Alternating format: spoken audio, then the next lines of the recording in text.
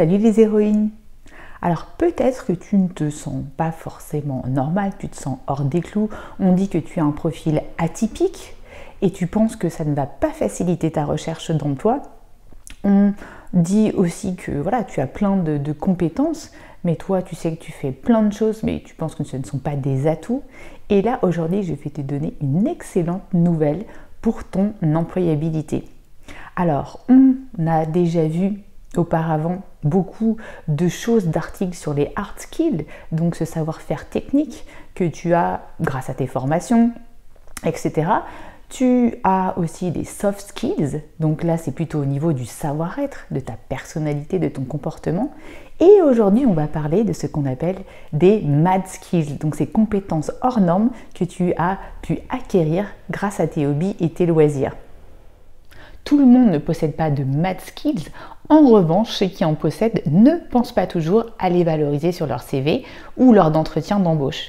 Et justement, on va voir aujourd'hui dans cette vidéo quels sont exactement les mad skills que les hauts potentiels et les multipotentiels peuvent mettre en avant pour être recrutés et comment les valoriser.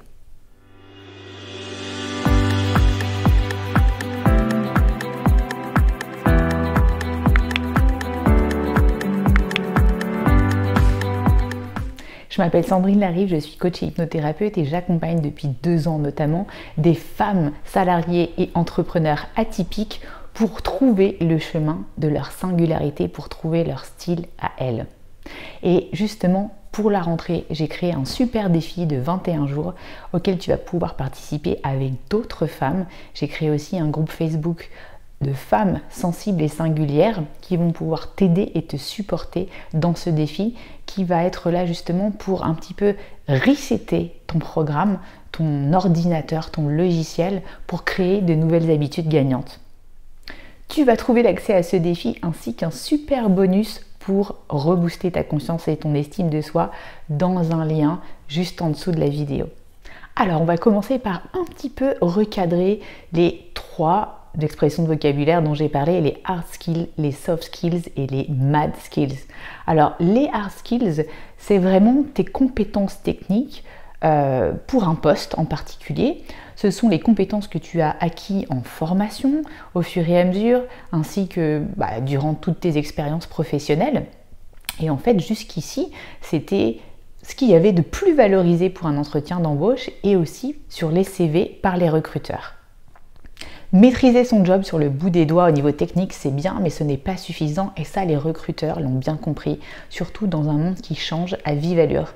Alors là, on parle de soft skills, qui sont des compétences de savoir-être à valoriser. C'est par exemple savoir collaborer en équipe, manager des collaborateurs, communiquer avec des collègues, etc., etc. C'est vraiment la possibilité de s'intégrer dans une équipe et de favoriser l'évolution collective. Et là, contrairement aux hard skills qui sont identifiables et mesurables, c'est beaucoup plus difficile de mesurer des soft skills. Ici, on parle de finesse de caractère, de personnalité, d'esprit critique. Donc tu vois bien que là, on parle beaucoup plus d'intelligence relationnelle et émotionnelle. Et puis, depuis peu, les recruteurs s'intéressent à ce qu'on appelle les mad skills, ces compétences folles, ou autrement dit, ces compétences dites loisirs, où on va des aptitudes de la personne dans ses hobbies, en fait, tirer de la valeur ajoutée pour le monde du travail. Ce sont en fait des compétences non conformes et non conventionnelles par rapport au cadre professionnel de la personne. Par exemple, tu peux être spécialisé dans la lutte gréco-romaine et donc tu vas pouvoir tirer beaucoup de résilience en fait de cette activité que tu fais en dehors du travail et on va aussi vite comprendre que tu es capable de faire face peut-être beaucoup mieux que les autres à l'adversité grâce à cette lutte gréco-romaine.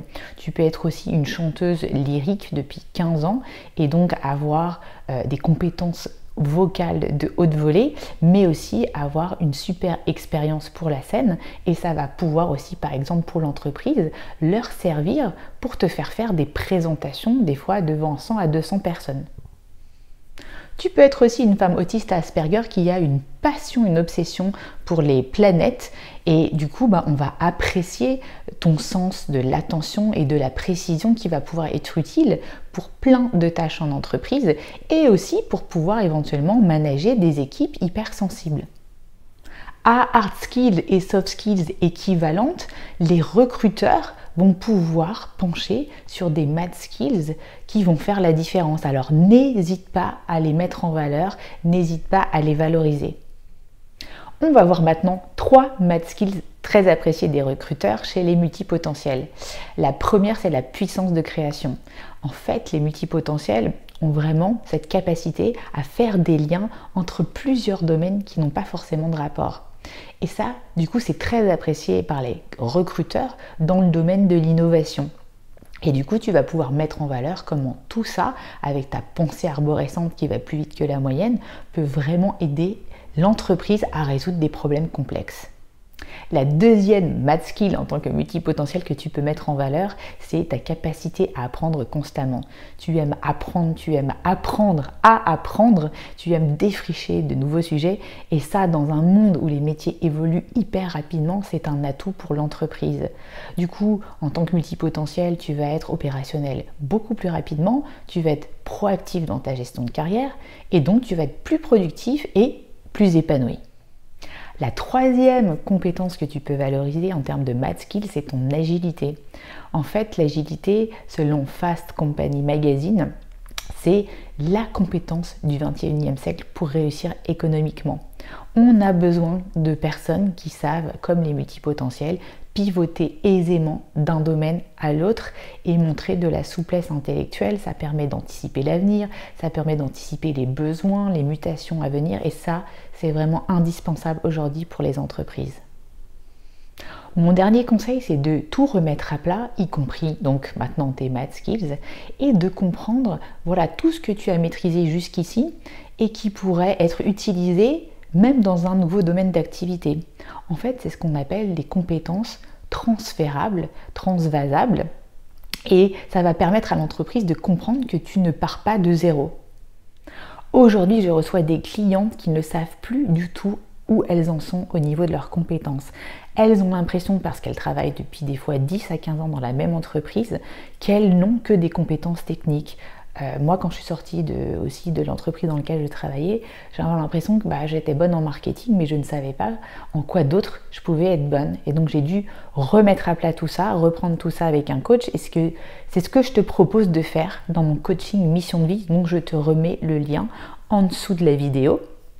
Et là, on va reprendre tout ça, on va reprendre tes talents dans tous les domaines de ta vie, y compris les compétences extraordinaires dont peut-être tu n'as même pas encore conscience. Tu l'as bien compris, aujourd'hui, c'est la combinaison des 3 compétences, hard skills, soft skills et math skills, qui va permettre à un recruteur de t'évaluer. La première compétence hard skills va permettre de rassurer la personne. Les soft skills vont permettre de comprendre au recruteur comment tu vas t'intégrer dans l'entreprise. Et les fameux math skills vont permettre à l'entreprise de comprendre comment tu vas les emmener en dehors des sentiers battus.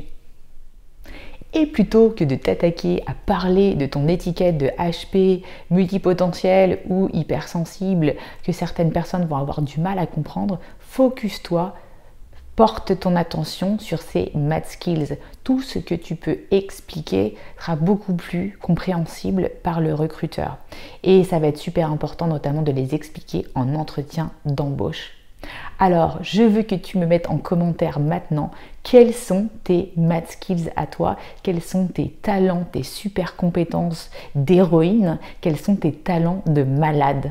Écris-moi tout ça en commentaire si tu as aimé cette vidéo. Mets-moi un petit pouce et je vous dis à bientôt. Bye bye les héroïnes.